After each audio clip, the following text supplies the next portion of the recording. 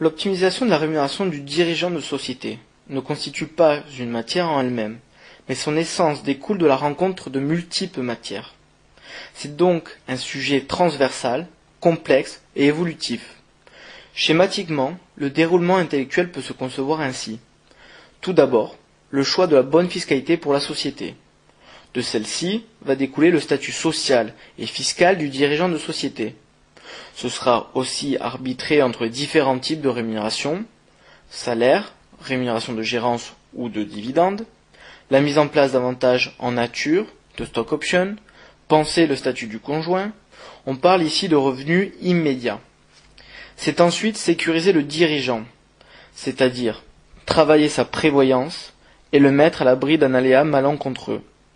On parle plutôt ici de revenus potentiels ou indirects. Et c'est enfin travailler le revenu différé. On pense bien évidemment à l'épargne retraite, mais aussi à l'épargne d'entreprise. Sur ces derniers points, d'ailleurs, une véritable politique managériale peut être mise en place au sein de la société. Accompagné de votre expert comptable, nous allons penser cette approche patrimoniale et managériale.